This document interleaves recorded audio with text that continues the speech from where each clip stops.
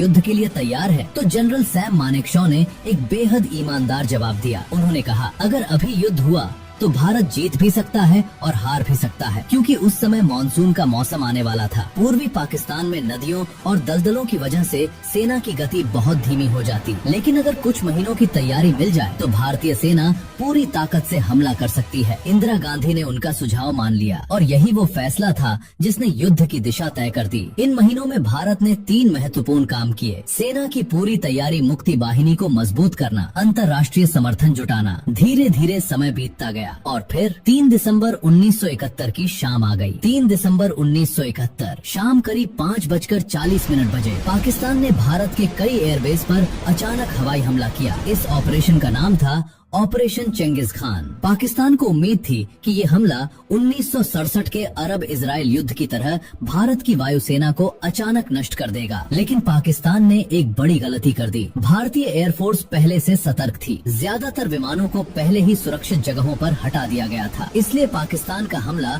ज्यादा नुकसान नहीं पहुंचा पाया। लेकिन इस हमले का एक बड़ा परिणाम हुआ। अब भारत को औपचारिक रूप से युद्ध में प्रवेश करने का कारण मिल गया। उसी रात प्रधानमंत्री इंदिरा गांधी ने देश को संबोधित किया। उन्होंने कहा, पाकिस्तान ने भारत पर युद्ध थोप दिया है और इसी के साथ 1971 का भारत पाकिस्तान युद्ध शुरू हो गया। युद्ध शुरू होते ही भारतीय सेना ने अपनी सबसे बड़ी रणनीति लागू की। पूर्वी पाकिस्तान में भारतीय सेना ने 3 दिशाओं से हमला शुरू किया, उत्तरी दिशा से, पश्चिमी दिशा से और दक्षिण पूर्व दिशा से। इन सभी सेनाओं का अंतिम लक्ष्य था ढाका, लेकिन भारतीय सेना ने पारंपरिक युद्ध की बजाय तेज और लचीली रणनीति अपनाई। छोटे छोटे सैन्य समूह तेजी से आगे बढ़ रहे थे। जहां भी पाकिस्तानी सेना का मजबूत ठिकाना मिलता, उसे घेरने के बजाय भारतीय सेना आगे निकल जाती। पीछे से मुक्ति वाहिनी के लड़ाके उन ठिकानों को कमजोर करते रहते। इस संयुक्त रणनीति ने पाकिस्तानी सेना को पूरी तरह भ्रमित कर दिया। कुछ ही दिनों में भारतीय सेना ने कई महत्वपूर्ण शहरों पर कब्जा कर लिया और ढाका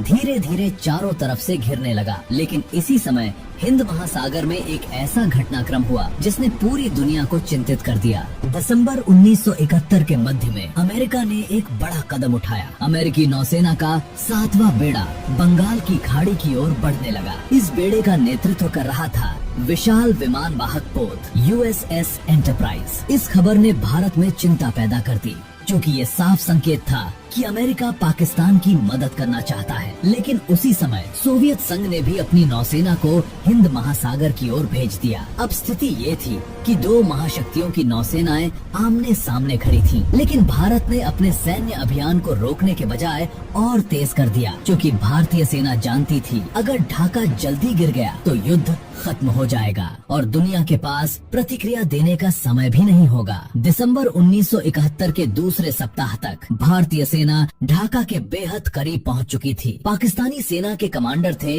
A.A.K. नियाजी, लेकिन उनकी स्थिति बहुत खराब हो चुकी थी। सप्लाई खत्म हो रही थी, मुक्ति वाहिनी हर जगह सक्रिय थी और भारतीय सेना चारों तरफ से आगे बढ़ रही थी। अब ढाका का पतन बस समय की बात थी। लेकिन पाकिस्तान के सैन्य नेतृत्व को अभी भी उम्मीद थी कि अंतर्राष्ट्रीय दबाव भारत को रोक देगा। उन्हें ये अंदाजा नहीं था कि इतिहास का सबसे बड़ा आत्मसमर्पण होने वाला है, और वो भी सिर्फ 13 दिनों के युद्ध के बाद। दिसंबर 1971 युद्ध शुरू हुए अभी सिर्फ 10 दिन ही हुए थे, लेकिन हालात इतने तेजी से बदल चुके थे कि पूरी दुनिया हैरान थी। पाकिस्तान को उम्मीद थी कि ये युद्ध लंबा चलेगा। उनकी योजना थी कि पश्चिमी मोर्चे पर भारत को उलझा कर रखा जाए और पूर्वी पाकिस्तान को बचाया जाए। लेकिन भारत ने युद्ध की रणनीति बिल्कुल अलग बनाई थी। भारतीय सेना का मुख्य लक्ष्य साफ था, ढाका पर कब्जा, क्योंकि अगर ढाका गिर जाता तो पूरा पूर्वी पाकिस्तान अपने आप भारत और मुक्ति वाहिनी के नियंत्रण में आ जाता। और यही वो रणनीति थी